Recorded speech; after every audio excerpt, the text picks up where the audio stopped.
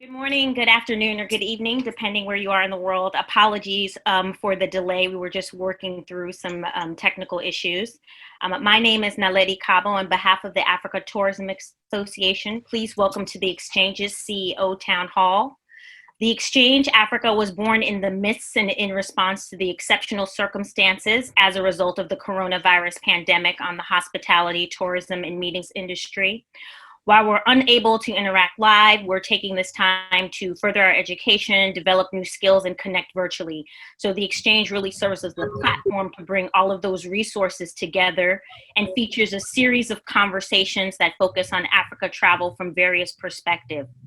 During today's town hall, we have partnered with Voyages Afrique to engage leaders from Ghana, Kenya, South Africa, Uganda, and Zimbabwe who will address your pressing questions and issues that have been put before them by travelers, business, and industry leaders. Please note Seychelles, which was previously scheduled to join us, will be featured in our next town hall next month.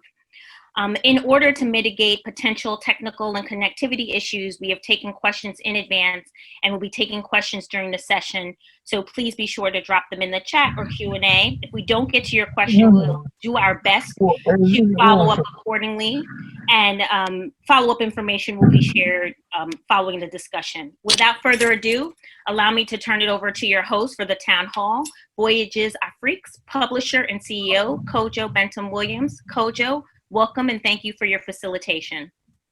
Thank you very much. Good morning, good afternoon, good evening, and wherever you be, thank you for joining us. And let me start by thanking our CEOs who took time to be with us, because I know we've been very busy with webinars, meetings, and engaging with the trade to ensure that we can start tourism. Without further ado, what I'll do is that I would like to introduce, and for our participant, we have Lily Ajarova. She is the CEO of the Uganda Tourism Board. We have Cesar Shona. He's the CEO of the South African Tourism. Mr. Akwesi Ajiman, the Ghana Tourism Authority's CEO. I give more Chizizi, Zimbabwe, and then to Kenya, Betty Adero Radie, doctor. Thank you for joining us. I would like to give you the floor, Cesar, for you to give us in 2 minutes an overview of what has happened or what is currently happening in South Africa. 2 minutes or 2 hours? Not 2 minutes. Good day. Good day. Thank you very much. Look, obviously, I think the whole pandemic around COVID is a global pandemic, and South Africa is no different from being, impacted by it. If you look at the phases that we've all had to go through, the first one was one where we had to come into immediate action, and it was about preservation of life. It was really about going to lockdown, and we've been in lockdown since 26th of March. And what we've done is South Africa follows a level adjusted strategy and not a date-driven one. So therefore, the maximum lockdown is actually level 5, and the most open one is level 1. We are currently level 3 at the moment. And again, the levels move based on epidemiological kind of events that are coming through in terms of from that perspective. It's only now in level 3 that parts of tourism have been allowed to operate. So for more than 80 days, essentially about 2 months, a lot of the tourism trade has not at all been able to operate, zero revenues, while really carrying, obviously, the operational cost of getting their own activities going on at the same time. Now, at level 3 at the moment is that domestic tourism is allowed, but only for business travel. Our president went on TV last night to further announce further relaxations that now leisure travel is allowed as well, domestic travel from that perspective there. And to give a bit of a sense, our recovery is essentially going to be led by domestic, then regional, Pan-African, and then international as well. And it all goes in the phases of really getting the confidence of the traveler to be able to come to South Africa quite safely. So with like many destinations, we've had to say over the last 60 days, which is something that becomes very difficult to tell people not to travel to South Africa, and essentially so that they can travel later when it is safer. So we are slowly coming back and drip feeding and assessing on a regular basis. And we look forward to the day ultimately where our borders are open and there's freedom of movement, not just within South Africa, not just within the continent, but globally. There have been a lot of questions coming in about domestic tourism and how we all know that it will start from domestic tourism, regional tourism, and then ultimately, inbound. But I think we'll come back to that. Dr. Bitiradie, in Kenya, I realized that you that introduced the virtual tours, to bring safari and other excitement to the homes of the millions who cannot travel now. So thank you, Kojo, and welcome to everybody else. Well, we in Kenya did not have a complete lockdown. We started off with limited travel, which was then followed up with a curfew. And what's really happened is we've been evaluating and I understand we need to call it an endemic because it's going to be the way that we continue to live as we go forward. We've been evaluating it largely on a monthly basis, starting from about March. And we've been extending it as the health ministry monitors what's happening with the endemic.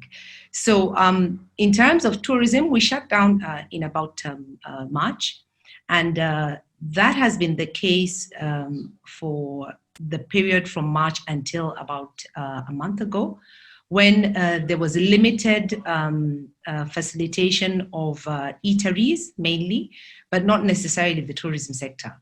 So what has been going on is generally what most other economies have been doing is trying to ensure that people are able to sustain their workers. The small and medium-sized trade is able to continue. There's a curfew in place, but with the understanding that it begins at the end of the day. It used to start at 4. It was extended now to 9 o'clock. And that's largely to allow, especially small traders, to be able to sustain the economy.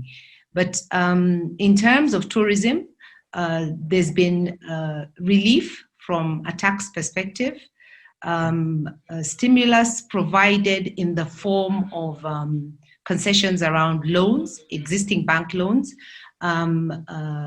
a package or a float has been given by the government to allow the tourism sector to be able to borrow to sustain their business at concessions, with concessions.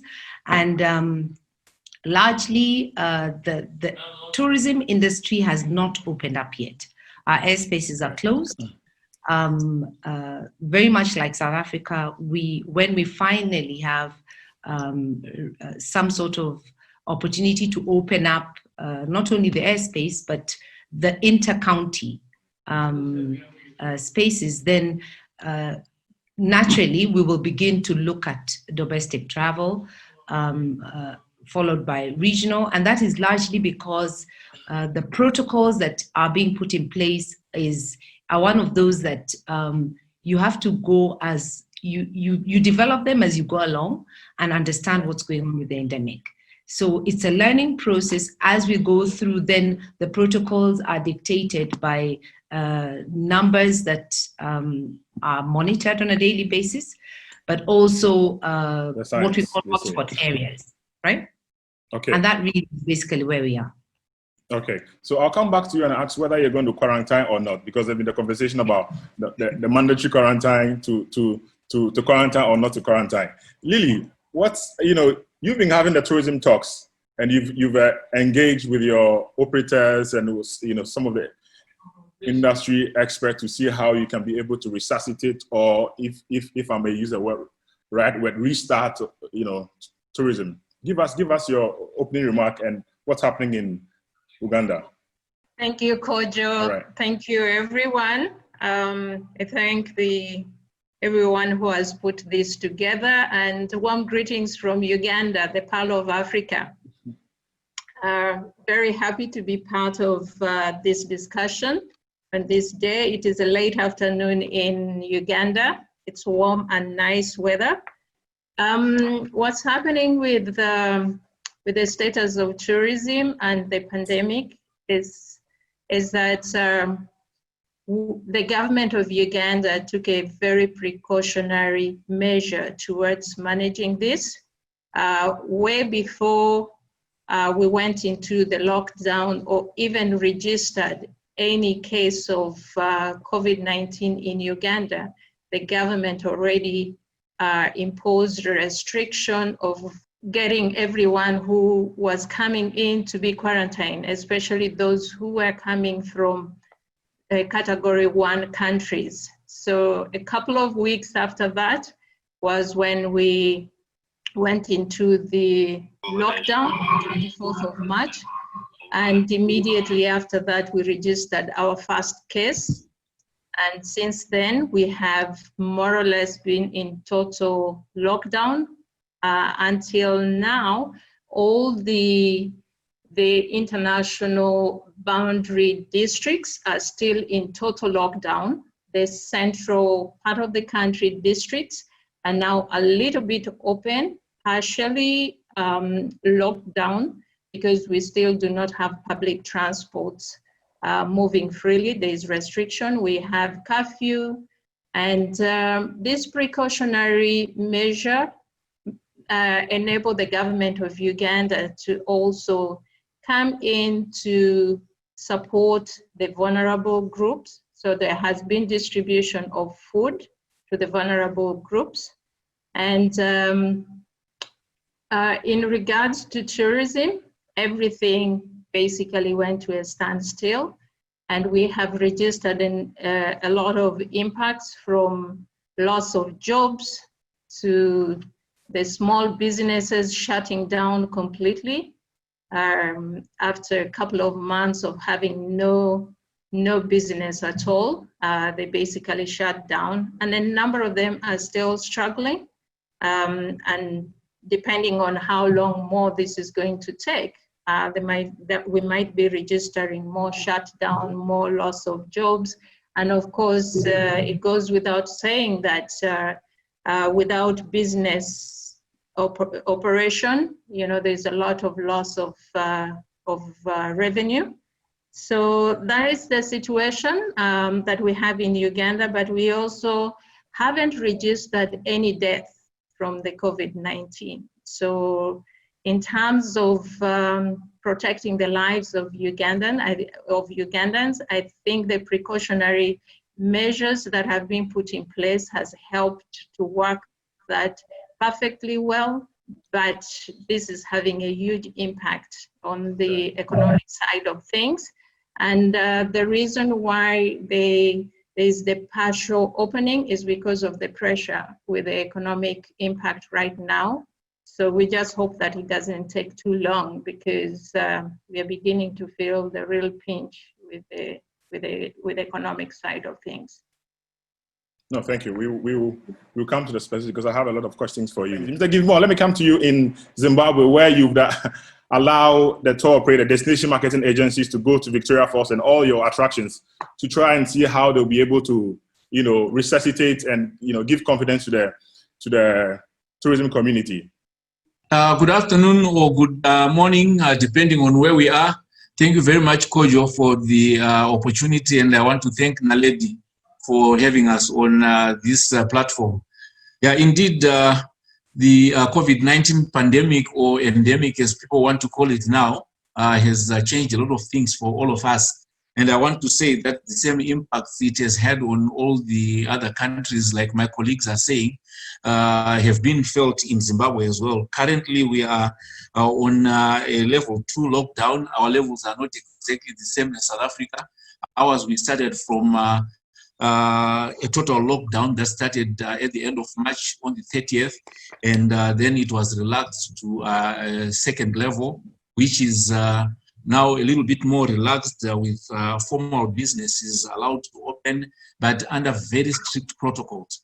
And within that category of businesses, the formal businesses include all the operators in tourism. I mean, that is the hotels, restaurants, and so on.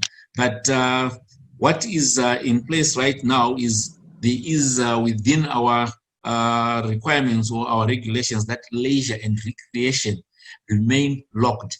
So that actually then ties the arms and the feet of the tourism operators, because everything that happens around there is around leisure and recreation, and then intercity travel still remains restricted only to very essential travel where one needs clearance to travel intercity or between provinces, and the airspace remains closed. And the restaurants are not allowed any sit-in. It's supposed to be only takeaways. And in that regard, you find that the tourism sector has been hardest hit since the beginning of the year, actually, when signs of this pandemic started showing. And it will also be the last one to recover. So to try and mitigate that, the government in Zimbabwe, we are working on a tourism recovery strategy, which we've been doing, putting together in consultation with all relevant stakeholders. And I want also to underline here that, you know, when it's a health pandemic, like we have, it's the health authorities that then eventually call the shots. And whatever shots they call might not be as palatable as we would want them to be for other sectors. And government realizing that there's pressure on all these other sectors has also managed to relax some of the operations. And you mentioned our Honorable Minister was in Victoria Falls just to assess the situation on the ground. And, you know, as if fate had it, last year we were rallying under some negative news that the Victoria Falls was drying up. And God heard our pleas and decided to shame the devil. And the Victoria Falls is actually swelling. I mean, it is record levels like never seen before. And then, as if fate had it as well, it got locked down. So no one can enjoy the fullness of the Victoria Falls. So what we have done now, the Honorable Minister has allowed operators and media people access to the Victoria Falls so that we don't lose on the images and sharing with the world what the world wonder is looking like. And then in addition to that, this is more to try and demonstrate that we are still there and the attraction is waiting for people to start traveling again. Then we have some rescue package that has been put together by government for the tourism industry.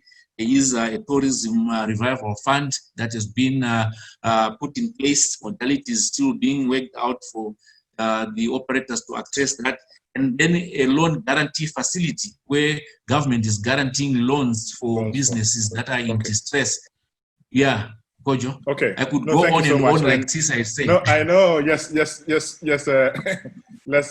leave it there. So, Mr. Ajima, let's come back to you again. And I mean, what I was saying was that you had a very successful 2019 year of return, and then you 2 weeks ago launched the Beyond the Return Committee, and but we are here with the pandemic. And what's your response to that?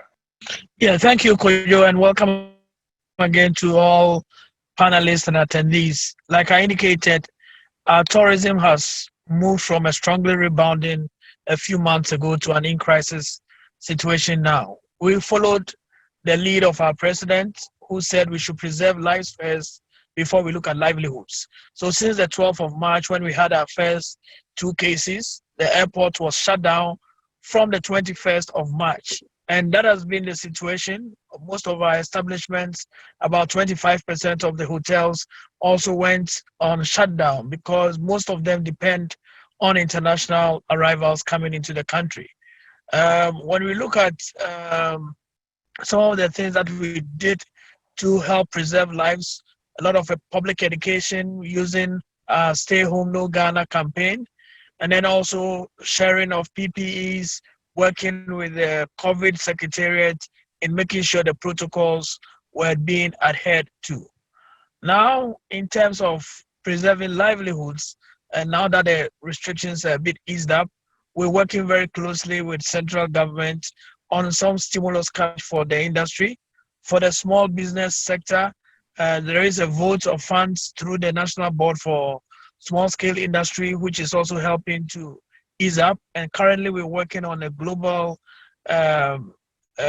emergency funding for the sector. Hopefully by the end of the month, that should be announced. And that will go a long way to help the industry players. In terms of post-COVID and how we ease tourism back gradually, we have a 4 touch point approach. One is working on our access points. So visa on arrival, making sure that we make it easier for people who want to come to destination. Number two, focus more on domestic tourism. So like South Africa said, we are moving domestic, regional, African before we look at the international markets again. But still, we are keeping very much in touch with the Africa diaspora. That is our strongest point with Beyond the Return. And that's why we've started these return conversations that are currently ongoing. Then we also have events. December last year, everybody, I think, came to Ghana. It felt like that. And so we know that by December, most of the restrictions would have been eased. And so we have a December in GH, which is December in Ghana, that is going to help us rebound. And finally, we also started working on our virtual tourism and our digitization of our tourism products. So those 4 touch points, I think, are things that we hope will get us back on track. No, okay. So one of the questions that we received was with international tourism or inbound tourism for Ghana constituting 80 to 90% of your market. What is it that you can do, or what is it that you have in place to say that you start from domestic tourism? And what are the mechanisms that would ensure that the domestic tourism that we're talking about, the locals are able to participate? Or is it a product that you're going to change, or is it affordable to the residents? Well, the data that we have suggests that, I mean, if you look at all our tourist sites and attractions, about 70% of the visitors are domestic.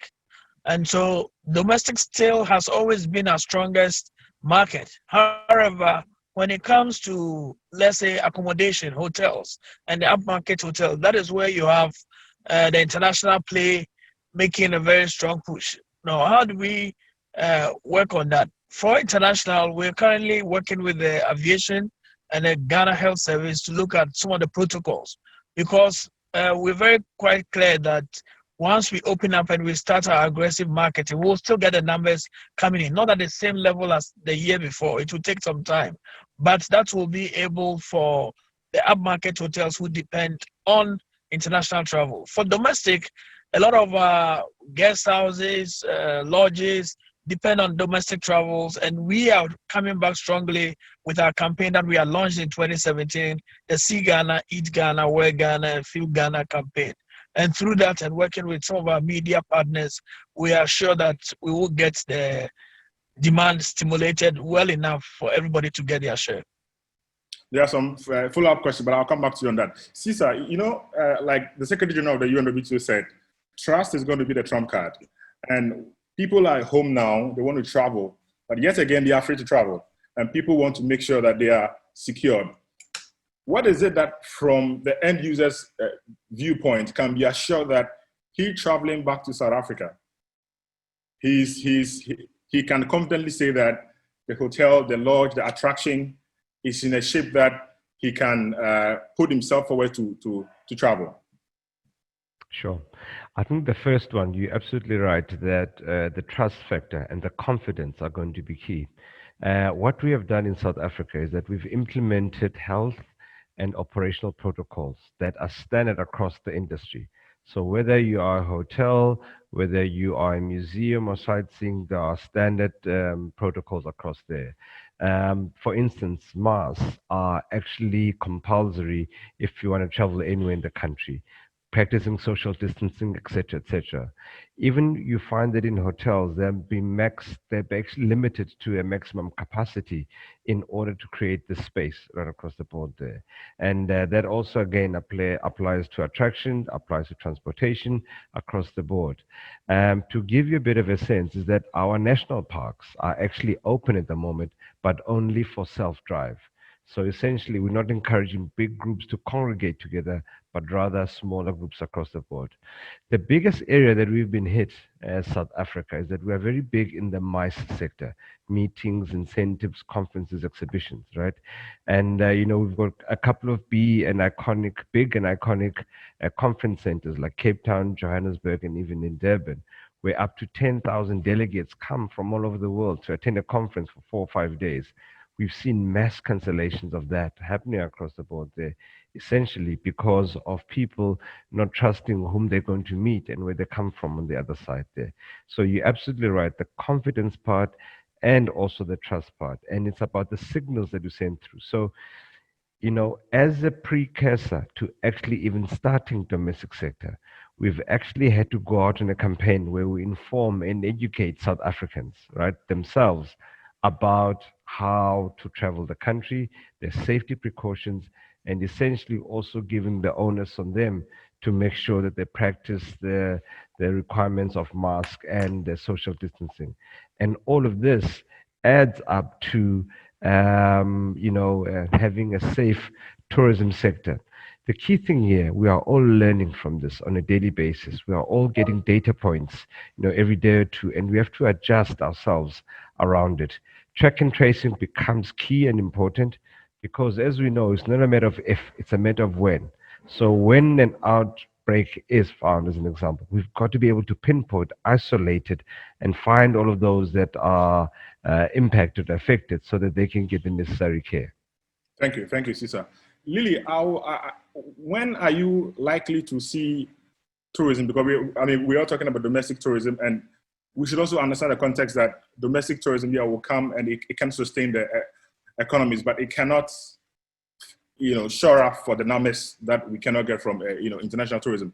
But there's a question here for you that in Uganda, there's a challenge that people can't afford the domestic tourism product. And what are you doing to ensure that it's either from the experience point of view or you have put in mechanisms, i.e. from the central government, that makes domestic tourism affordable? If we look at our statistics of tourism, the highest number of tourists to Uganda is actually from the region. So we depend a lot on the East African region numbers. Yes, there's definitely a point in saying there's a concern about the numbers of domestic tourists from the price point of view. It's more than just the issue of price. The issue of price comes in that in the major destinations, which are in the national parks, for a long time, we have had high-end facilities which could not be afforded by the nationals. But in the recent past, the Wildlife Authority, who are the owners of the estates of the national parks, have been able to provide for the ranges of facilities that are required by the different market segments. And this is in process with the development of facilities across the different destinations in the country. But what is also very key to note with that concern is the interest of the domestic market. The interest of the international market is not exactly the same as the domestic market. So it has been a question of having the right package of services to the domestic market, as opposed to giving the same packages of the international markets to the domestic market. So this is one thing definitely we are working out to make sure that the interest of the domestic market is clearly addressed to their needs, from the services to the facilities that are on offer. Pricing, yes, it's emphasized, but for me, pricing is not the only factor that impacts on domestic tourism. It's a key factor. It is debatable. It's debatable because if we are looking at, like I explained, where we are coming from, we started with development of facilities for the high-end, customers, and we are moving, to address the needs of the low-end customers. So that's where the concern is coming from. There is other factors as well that needs to be addressed in terms of the product diversification beyond just the pricing. And that is very key, and it is something that we are working to address. And with the current situation as well, we have been given an opportunity to look inward and see how best we can be able to address our domestic needs.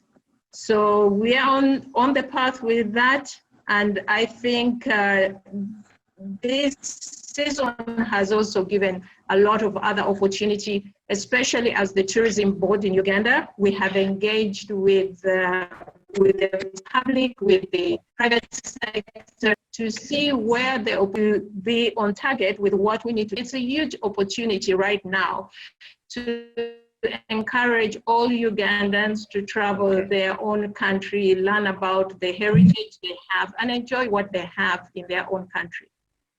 Okay, thank you. Dr. Bitiradia, you know, you when the pandemic started in Kenya, you had some meetings with the ministry, and then you had a meeting with the private sector. Then one of the points that I picked up was when you spoke about health certificate or a sticker or a badge, something that you want to certify, a property that people say, okay, maybe they are keeping the protocols. Can you elaborate on it?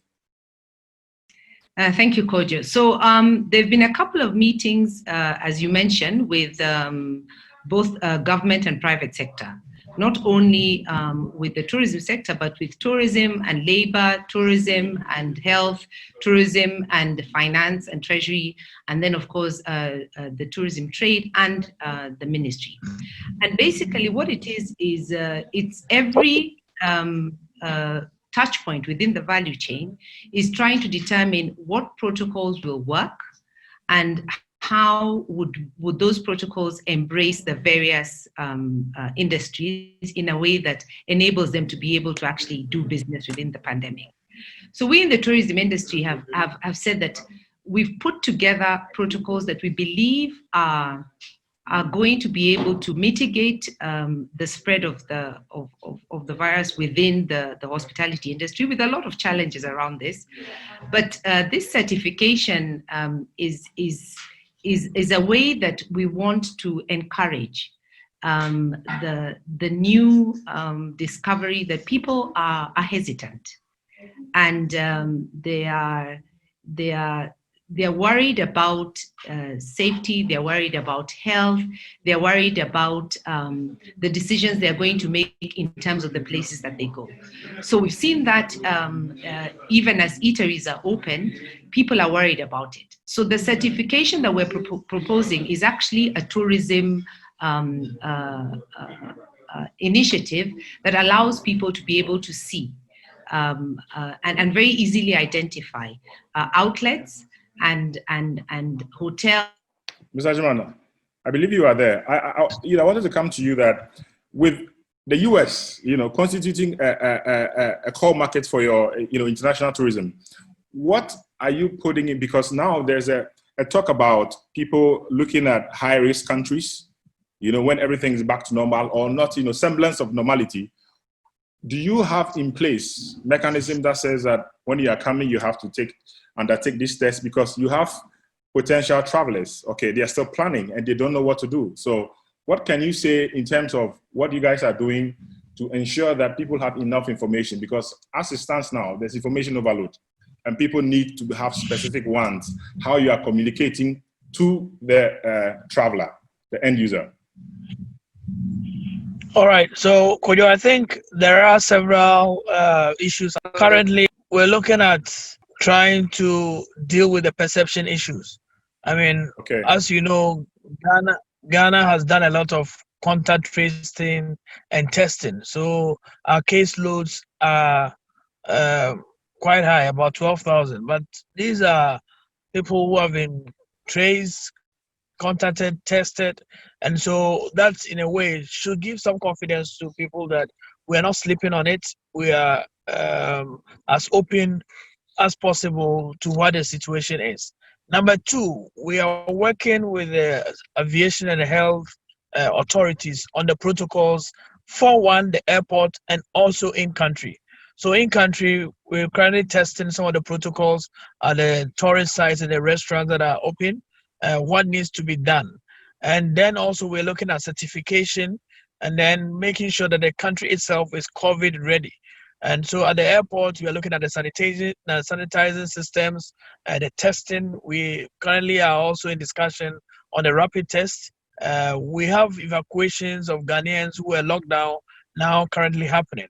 And so the protocols are just a way to test how ready we will be. And so yesterday, for example, we had about 300 people arrive from the UK, and they were taken to the airport's protocols and then also at the hotel.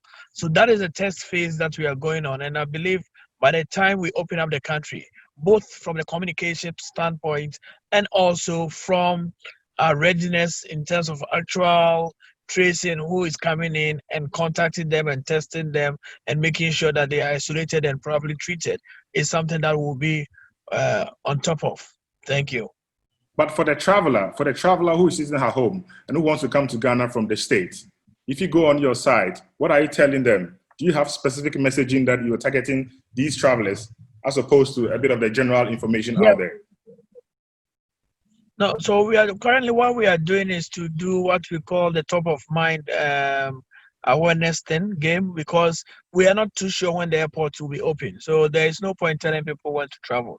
And that's why we are using this phase to also test our COVID readiness. And so eventually we'll break communication somewhere at the end of this month on the specific COVID ready protocol that we've put in place for travelers, hoping that our airport will be open somewhere at the end of July or early August. We don't know, because like our president has said, he's relying on the data and the science. So now we have some airlines coming in with the evacuees, and we are using that as a test phase. So eventually the marketing bit of it and the communication will follow once the thing is open. Now what we are telling people is to stay home, no Ghana, stay home, be part of the conversation. We have the return conversations and the beyond the return thing going on. Thank you. Thank you. Okay, Mr. Gilmore, I'll come to you from Zimbabwe. How do you see which segment of the tourism industry are you expecting to start the recovery process? Kojo, thank you very much. I think it looks like it's almost now, the standard that the domestic sector will respond very quickly. But do you have a domestic tourism sector? Yes. So the domestic tourism will kick in first, and then we will go into the regional and into the international. And when you look at market segments, really, it's going to start with the business travel, because right now intercity travel is still not open, and domestic and business travel in terms of maybe even small conferences, because public gatherings of up to 50 people have been opened up, including churches, by the way. And when you look at some small meetings, they can happen. They've got to be adhering to the strictest of the protocols, the facilities where they are utilizing, because when the lockdown was relaxed, we have seen hotels opening, and also some lodges and some venues for conferencing. And there are very strict protocols there, starting from all the sanitization, the temperature checks as people arrive there, social distancing. And, I'm always proud of the hospitality industry. And at times, I always say to people that if you wondered why hospitals and hospitality industry have an almost similar name, it's that the hospitality sector is very much alert to hygienic issues. There's very much alert to all these issues, just like in the hospitals. Because, if you can have people that are sick in hospitals and they're being taken care of in hospitality, we take care of anyone, the sick and not the sick. And so we have very high standards, and that is the sector that will respond very quickly. Business travel. And I think we just had some webinar last week where we're talking about opening up to business travel. Business events are very easy to manage as opposed to, the leisure. You can give people rules and regulations if they're attending a conference, which they will adhere to. And in our case, we are looking at kicking off with the domestic travel, particularly the business event sector. What are you going to do with domestic tourism to ensure that it's changed from the previous one? Because Zimbabwe is largely an international destination in terms of your tourism arrivals. And what have you put in place to ensure that you have a robust and sustaining domestic tourism? Because everyone keeps on saying domestic tourism, but we know countries that it doesn't even exist. Yeah, looking at domestic tourism in Zimbabwe, we actually have realized, and a lot of studies have indicated that the pricing of the tourism product has been the major hindrance to domestic travel. And our tourism was geared for international travel, like you rightfully say, Kojo. So what we have done is to engage the tourism industry, the private sector, because we don't own it. And in Zimbabwe, there's no price control. Price is a function of supply and demand. And the businesses themselves have to look at their pricing models. What government has done, whatever services are on for the domestic market, they don't attract VAT. And that has helped to reduce the prices. And we are very hopeful and praying that the businessman will pass on that benefit to the consumer. And then we are also coming in with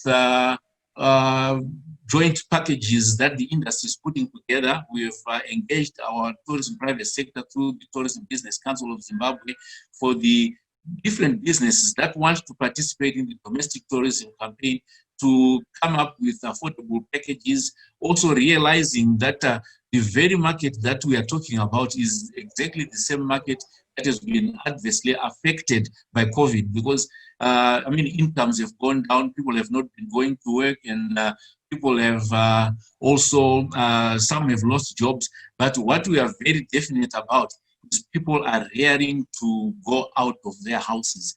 As soon as they are allowed to move around, they are going to, I think, the way our pets behave. When you open the gate, you're driving home, you've got a dog in the house.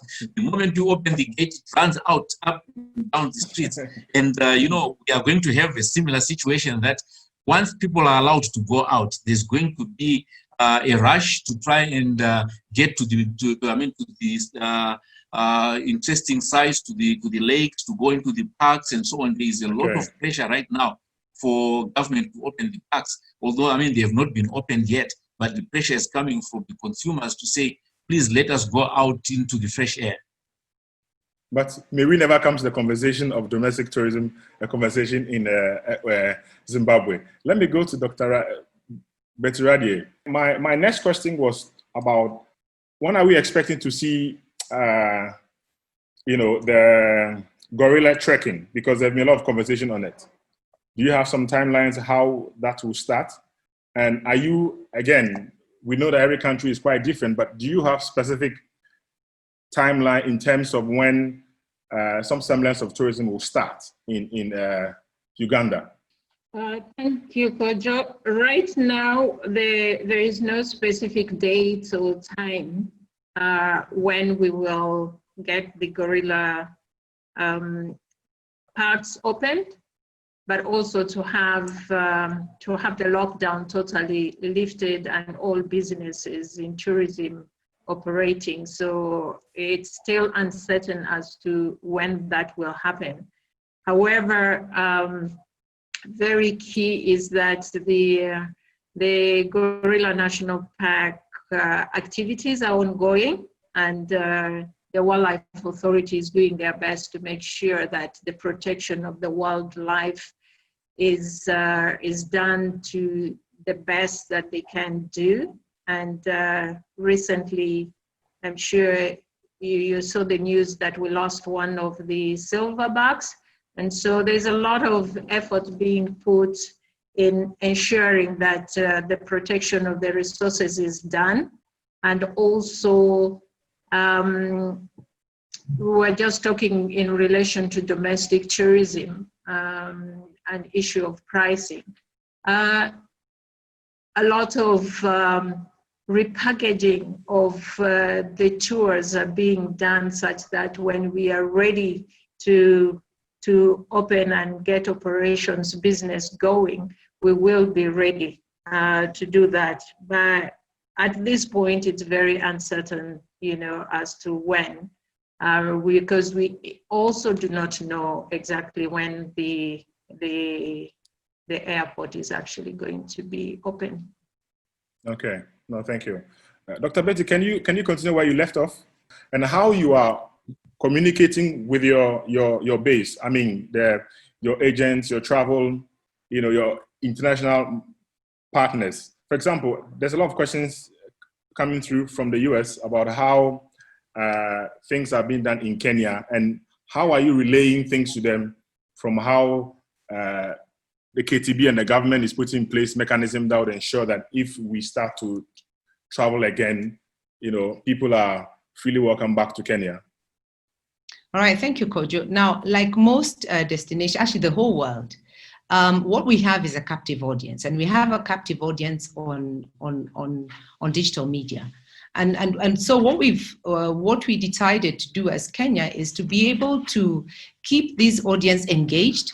I know a lot of the experiences that people are having online at the moment have to do with work or connection onto meetings such as this. But there's an opportunity for them to also be able to experience a safari. And this is how we launched the live virtual tours, which happen every day and will go on for the next 3 months. Because that period is the period we perceive we will be moving between pre-recovery and recovery from a lockdown, so that our airspaces may open during that time, restrictions. But in terms of engagement with markets, we are making sure that we engage with the partners that we have in markets, associations that we have in markets, to be able to interact with our potential travelers, the new travelers, and our previous travelers. Sorry, Tim, but let me go to Caesar. And Caesar, there's a question coming through about the protocols, and if you may want to speak on it in terms of South African protocols. I know that you put a lot of things on your website and other platform, but if you can add that to a question that is been coming from the state about how concerned are you with the situation of SAA? I know that it's an ongoing situation now, but what can you say for people? Because you're a long-haul destination, and SAA's situation inadvertently puts you in a very precarious position. So can you speak to that? Yeah. So the first part regarding the protocols, we were a unique situation as South Africa. What actually happened is that the private sector themselves got together and actually did research globally and amongst themselves to come up with these protocols. They then presented these protocols to government, who then looked at them, based from a health perspective, and they gave it a thumbs up. Now, the implementation and also the monitoring and regulation of it is actually done by the private sector in itself, right? And they felt that, listen, they're the best position to actually self-regulate and make sure that they are able to adjust and put all these programs in place. So that is something that we are really proud of a private sector, public sector collaboration, finding solutions that ultimately speak to the visitors who actually want this comfort and support from that perspective. Now, these protocols not only meet the minimum requirements of the country, but also global in stature. Again, you're able to see them through our website or even through the private sector body called TBCSA, Tourism Business Council of South Africa. The second part of your question around South African Airways. Look, it's obviously our national carrier, and no one wants to see their flag actually going to demise. But where South African Airways is at is essentially probably where the likes of Swiss Air was about 15 to 20 years ago, where you actually have to look at the remodel of a flag carrier. that it essentially does not need to be 100% owned by government, but essentially can also be run by the private sector, as an example over there. Now, as far as tourism is concerned, we are agnostic when it comes towards connectivity, because what has happened with COVID, it has actually obliterated all airline schedules that you've come to know of. And we all have to build from the bottom up, essentially, right? And it's about Yeah. networking within domestically and also finding external airlines that are able to put in place in order to network South Africa. Now, the smart money will go into South Africa not looking at itself by itself, but actually looking at collaborating with the countries around it as a bloc.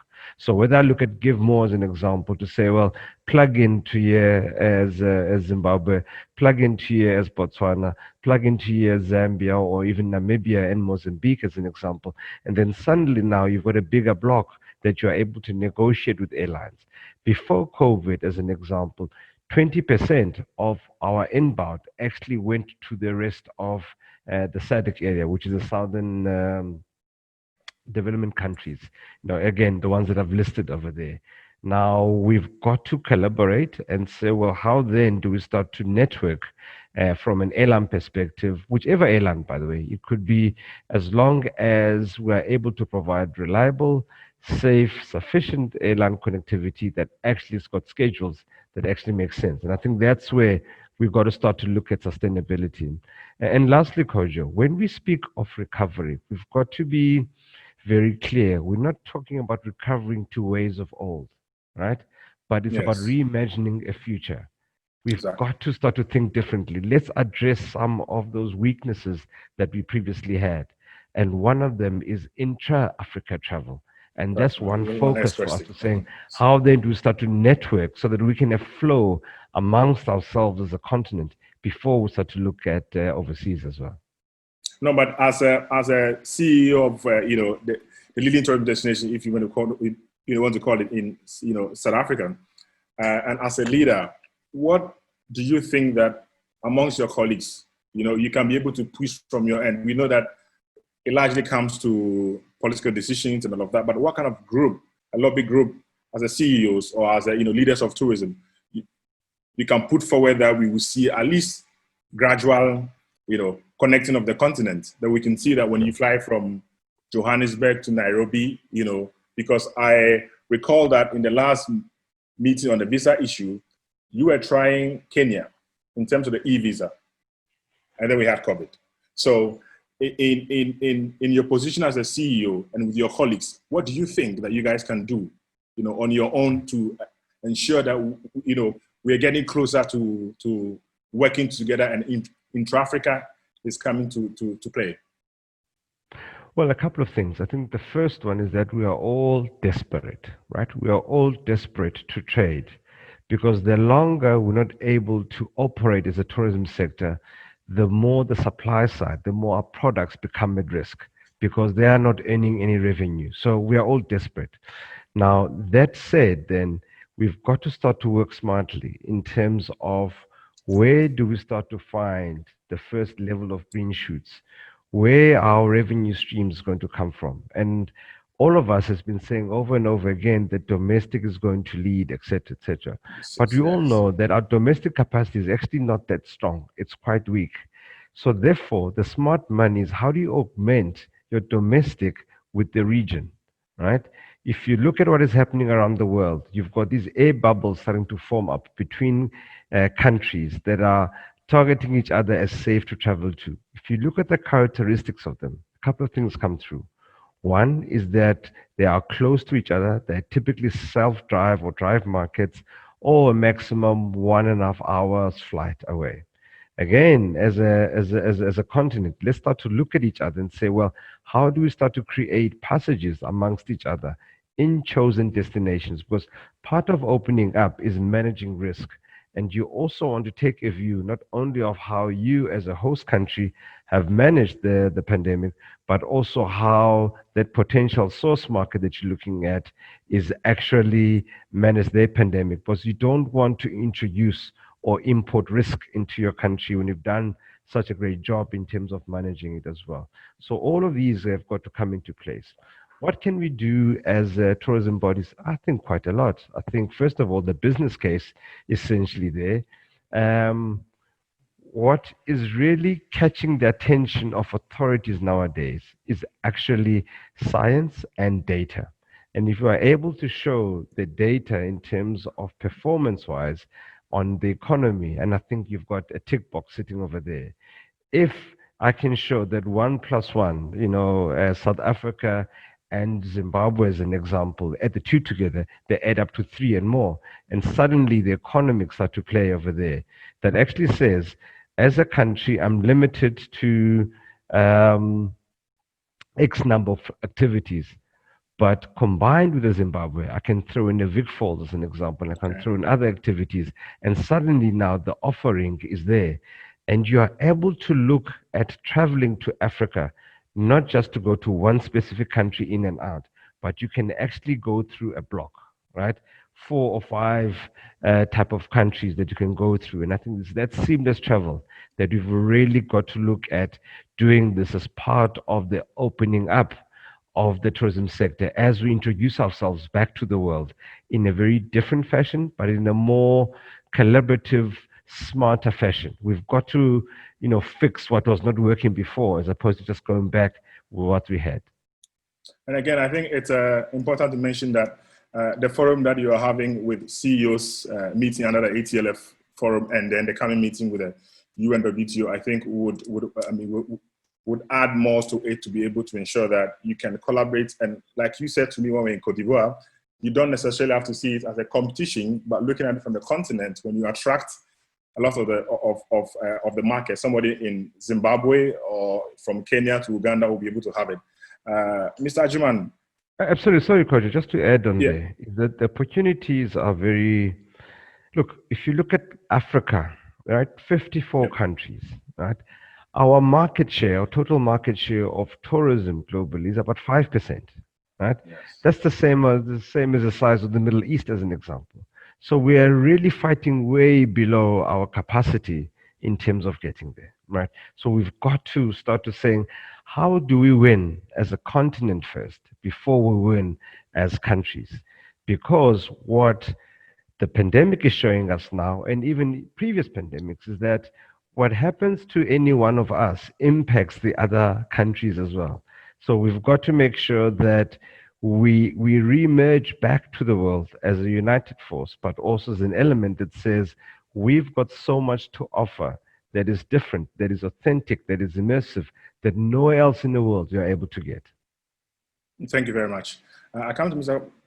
Ajuman. I bring you to the point of connectivity and intra-Africa travel, because there'll be a lot of also conversation on reimagining and resetting tourism. I know that we are in different mode and all of us are saying different things, but how do we want to restart? Because there's a point of sustainability, and tourism is being looked up to how they can incorporate some of these tenets in our rebuilding strategy.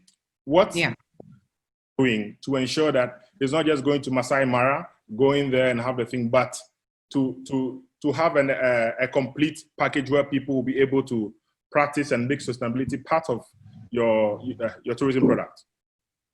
Thank you, Kojo, and I hope we can actually have a conversation around this now.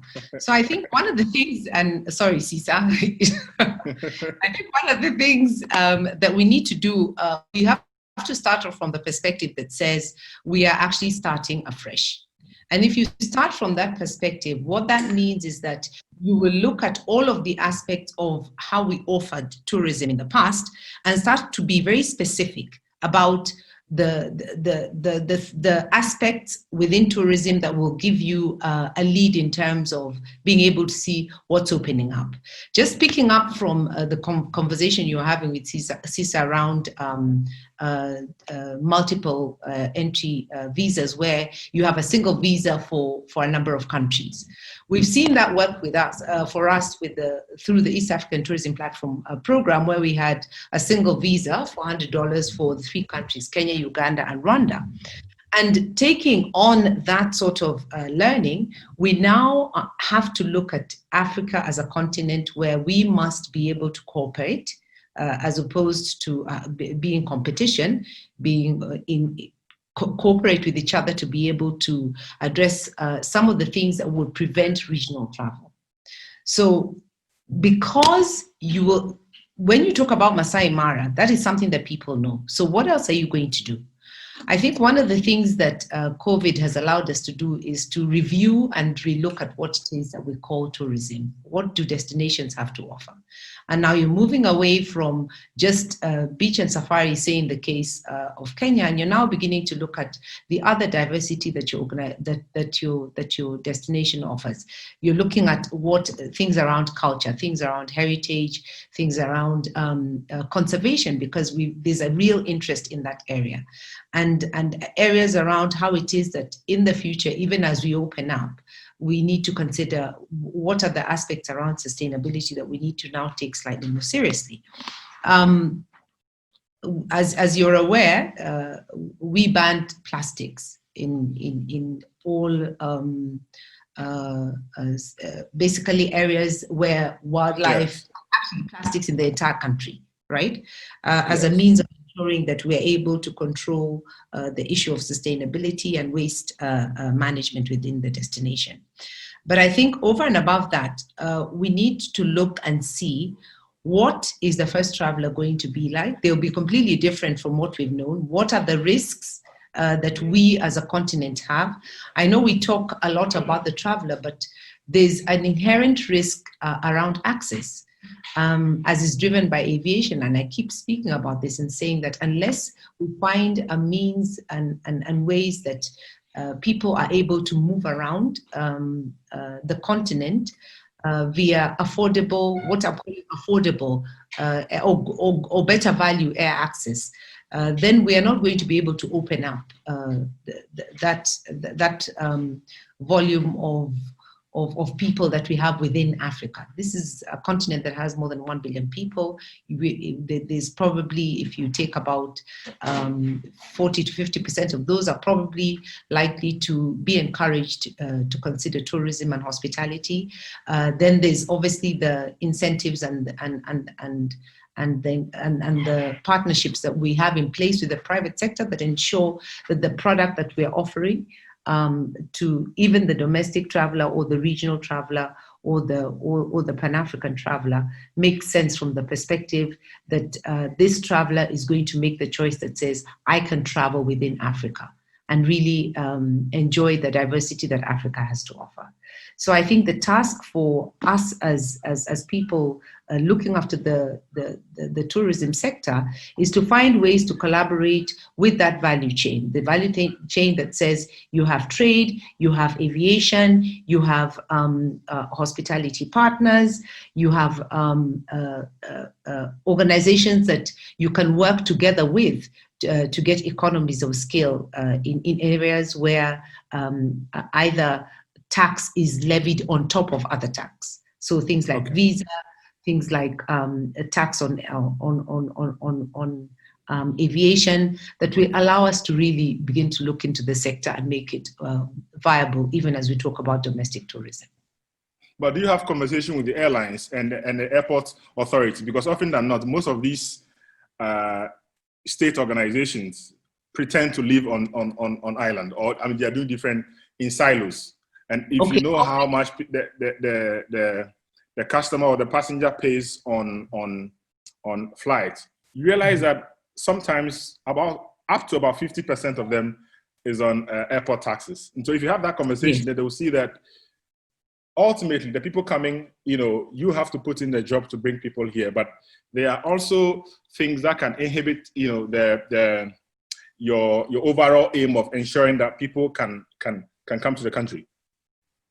Well, one of the things that we actively have done, and actually quite successfully have done, is embrace what we perceive is a low-cost carrier in Kenya, which is Jambojet. And we're able, in the earlier years, in 2016, 2017, to have a conversation between government and the airline industry and the tourism and travel industry. And we were able to have an agreement that allowed Jambojet to begin to fly to Uganda with that concession that we're able to give on tax. And the problem is that there's tax on both sides. That's actually what drives up the fare. If you think about it. So at the moment, the benefits that we're able to realize from COVID is, as Cesar said, everybody is desperate and struggling. And therefore, the airlines, the hospitality industry, the airports, if we're able to come and sit around a table and understand that we must collaborate together to be able to have a product that will make travel viable, even as we open up. Because without doing that, without that collaboration and without that discussion, we're not likely to come up with a product that people are able to consume. Your flights are going to not be viable from the perspective of recovery, and you're not going to be able to drive what we all are saying is domestic travel with on the backdrop of over-reliance on international travel and a lot of fat around the costing for that. Okay, no, thank you very much. Mr. Ajiman, could I just add something on that discussion? Go ahead, Lily. Yes, I just wanted to add that in addition to what have been said already, I think one of the areas that we need to cooperate in is also with the product development, because if we look at, say, East Africa, right down to South Africa, there are some historical trails that can actually be followed to tell the full story, other than, each country representing it independent of one another. There are lots of historical things, cultural things, and I think it's one area that we should be looking at together to co-create and develop products with the trails that run through the different countries in Africa, where there's the connectivity, on the similar or same product. I just wanted to add that. No, I think that's very important, because we need that to be able to add value to, because the next traveler, or someone who's going to come to Africa needs different things, and it's important that we can be able to provide that makes our destination a sought after destination. Mr. Jiman, in terms of SMEs, in Ghana, and I know that many of them have had, challenges to talk about how they've not been included. Yeah, I wanted to collaborate on the issue of product development. I think what the COVID-19 pandemic has taught us really is also to revisit our product. Both in terms of service provision and service excellence, really, that is one area that we are going to be focusing on here in Zimbabwe.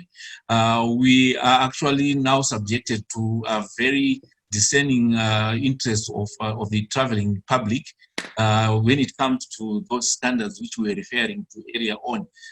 Even the way the product is designed, the issue of social distancing, for example, is sent a lot of people thinking, how are we going to be designing our restaurants going forward?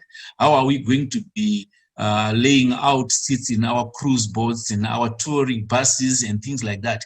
This is actually going to be a very decisive point in terms of what we are going to be selling. So the product has to be redefined and redesigned of necessity, and that is not going to be a cheap affair. It's going to cost the industry quite a bit, and I think we really need to welcome the moves by different governments to try and come up with rescue and recovery packages for the sector. And those that are into disaster management, I think they are talking of building back better. We have stopped doing the things we have been doing, and as we resume, I think we must resume at a different level from where we were. And also, in terms of collaboration, I think Cesar mentioned it, the issue of the corridors. Right now, it really shows that the markets and the destinations have to be interdependent, because what the market does, the destination has to be satisfied with, because you are not just going to receive people coming from a market because you need the market.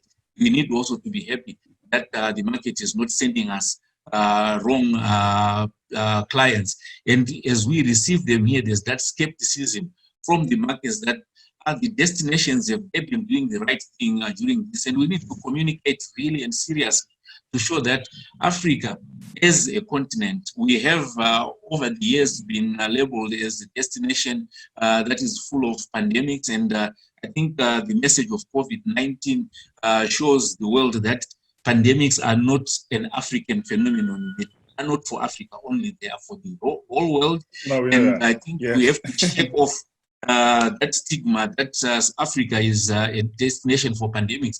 And if at all, I think the numbers in Africa are actually a lot lower than the numbers that you're getting elsewhere in the world. So really, as a continent, as destinations in Africa, the way we now start working together, we don't compete, we actually complement each other so much. When you look at people coming from America, we are talking about traffic from America right now. When they come here, they really need to know that they are going to one destination, which is Africa, and we need now to put those corridors in place. I think the air connectivity comes to the fore.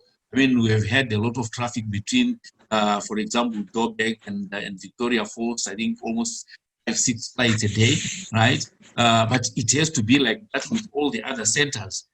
People must be able to connect Kenya and Zimbabwe, not only the capitals. We are tourism here. We need to be talking about tourism capitals, not the political or economic capitals. We need to be talking about the tourism centers, and that's what people are coming for.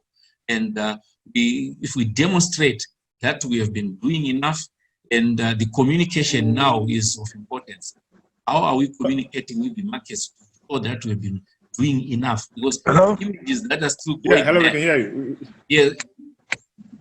Yeah. So the images that are still going out are not showing that we are doing a lot.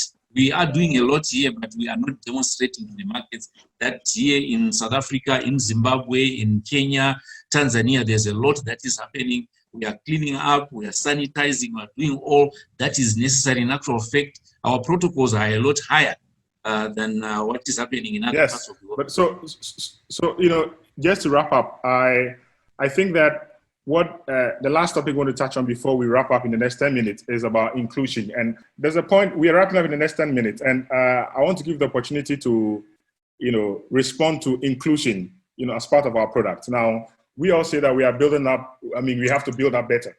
And this is an area that people have really, you know, taken time to invest in it, because we often go to attraction destinations and there's always a point of, you know, the issue between the destination and the people, or expatriate or people who are working in there, and what is supposed to be part of a tourism system that promotes inclusion. Do you have inclusion as a core agenda for you at Uganda Tourism? Thanks, Kojo.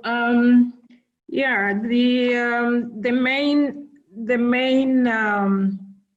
tourism aspect that we are promoting is sustainable tourism. We are also looking at the aspect of seeing the trend with tourism now, where we see that culture has become, you know, on the top of the agenda, you know, both nationally, regionally, and internationally. And so it's another opportunity that we have to be able to develop our tourism better by getting the cultural aspect that includes the local people, and that helps with the development of the people benefiting from tourism. And in terms of the diversity that is required with this, it definitely calls for inclusion, total inclusion, and it is one thing that we definitely promote. And in Uganda, we are currently looking at the development of the cultural resource as one of our key agenda, because we have over 50 different tribes in Uganda, and the diversity of the culture is immense. And this should be able, if we carefully and properly develop this in a sustainable way, we should be able to see this causing development across the country. What I was saying was that how would technology, be part of your post-COVID? On how significant would technology be form part of your tourism product, and also how you want to come back better? All right, Kojo, thank you. I believe, fortunately, it is an opportunity for us to reset our whole tourism infrastructure and the way we do things. We've been some time now, and I think we've used the COVID period to look at the various aspects across the value chain. Training, capacity building, these are things that we could do virtually, and also use the opportunity that COVID offers us to now ramp it up. When it comes to some of the virtual tourism products that we could lay hands on, and also ease of access of doing this with the Ministry of Interior and the Ministry of Foreign Affairs. So that is also another opportunity. Now, when it comes to things like bookings, visibility for various, we did a study as we're doing their things virtually, and man, bring them on board. So eventually, for example, micro sites for tourist sites, lodges, guest houses, hotels, it's something that we are working on. And I hope that by the time we are through this, a whole shift, and like Caesar said, we're looking at reimagining the whole place and also resetting the agenda for digital tourism going forward. Okay, if I may ask you to give me your final remark, how would you see tourism in terms of, first of all, the forum of the CEOs, how you can work better to promote intra-Africa, and then how you can ensure that SMEs in tourism have their fair share in Ghana? I think two things for us. The platform for the building bridges for sustainability, and it shouldn't just be the CEOs.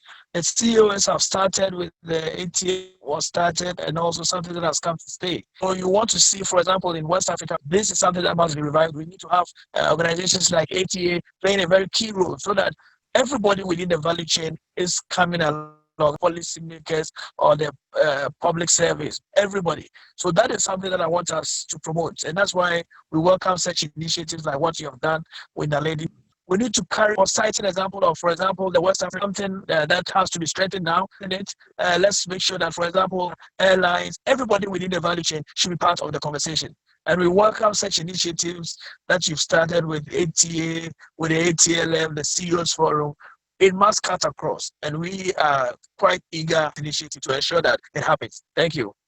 Okay, thank you very much. Dr. Betty Radie, if you may share with us your last words in terms of how tourism is going to start again, and how measures you are putting in place to ensure that you are responding to the needs of the people, for the traveler, tour operator, and the stakeholders. And thank you, Kojo. I think what COVID has been able to allow us to do is to review tourism as a whole sector, and to review the importance of tourism to economies. So one of the things that we must focus on and put at the center of the conversation in terms of discussions of what tourism contributes to the economy is, and basically the prosperity and survival of the different sectors within the economy, is to be able to articulate and cite the entire value chain and the backward integration that tourism is able to provide. So when we look at the moment, we will speak around communities, we will speak around the small and medium-sized industry where tourism is concerned. But when you look at it from a holistic view, tourism employs more than, in Kenya, for example, tourism will employ more than 3 million people if you look at the forward and backward integration, because you're looking at sectors such as agriculture, manufacturing, construction, IT, insurance, transport, security, banking, self-employment in terms of the self-employed people in terms of being able to be providers of services to the industry, local communities within our parks and our and our conservancies and the reserves. We have a whole group or a whole community of people that are completely reliant on tourism. So I think as we move forward, there's the cooperation that we need to have as a continent and as people who are able to spur regional tourism and Pan-African tourism, because that has an immediate future for us at the moment. But also within our individual economies is to get tourism to be at the center of consideration across the different governments and the different players in the market, so that we get to the point where we do not just have a community that is centered around tourism, but we partner with people in the other sectors because we're able to impact their businesses as well. Thank you. Thank you. Thank you so much. Mr. Gizmo, can you give me your last words, and what should people in Zimbabwe, the tourism community, expect, and how do you intend to come back? Yeah, thank you very much for giving me this opportunity. And maybe before we separate, I want to thank my colleagues for all the discussions that we've had. As a parting shot, Kojo, we miss the tourists, right? And when you don't have something, that's when you realize how important they are. And as my parting shot is, we've gone back to factory settings because of COVID-19. People now realize how important the customer is, how important the tourist is. Because when they were there, we were taking them for granted. And as a parting shot, I want to say, let's revere these visitors when they come to our places, our destinations, our businesses, by providing them excellent service, because really they are important to us. Our economies, for our jobs, we have seen that, the absence of tourists means the absence of business and means the loss of jobs. And we hope that policymakers and our governments and everyone who has got any decision to make about tourism realizes that even demand for goods and services. Right now, we've got farmers that have been producing chickens and potatoes and everything. They don't have adequate markets to sell those produce to because of the absence of the additional demand that is produced by the tourism sector. And I think the importance of the tourism sector has to be underlined, and this is demonstrated really that we really need them, and we need to make an effort to ensure that we've got traffic coming into our destinations. Thank you very much, Mr. Gizmo Chizizi. Lily, if you may share with us what tourism in Uganda looks, or what you anticipate tourism in Uganda would look like post-COVID. Thank you, Kojo. Hygiene, health and safety has become a topmost factor, and it's very important that we all put in place the necessary measures to build back the confidence in our recovery strategy. We need to make sure that that is adequately covered. And we also are oblivious to how much the confidence of the travelers have been impacted. So we need to continue sharing inspirational messages about our destinations to keep the travelers out there inspired about the destinations that they're missing to visit, and should be able to visit as soon as they're able to. What does it look like for Uganda? I think, I believe that there are just 4 key things for us that we are working on that should help us relaunch the destination. And one of them is providing support to the private sector, because the private sector are the drivers of the tourism sector. So they need our support, especially as government, so that they can be able to get back onto business and be able to provide the services that are required in the tourism sector. Two, there's need to diversify the products. We need to increase on our product offers. Three, we need to enhance the standards. Just like we have said, there's the new factor into play. We need to make sure that the staff in the hotel sector, the tour guides, everybody in the players in the sector gets to be reskilled and also have their standards improved further to meet the new demands. And four is the communication.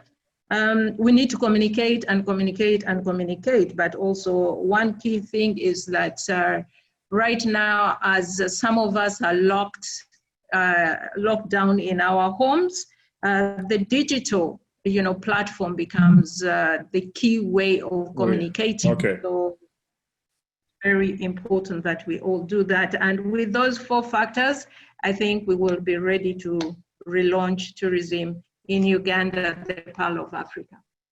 Okay, thank you very much. Cesar, if you may have the last say, and I want to ask a question.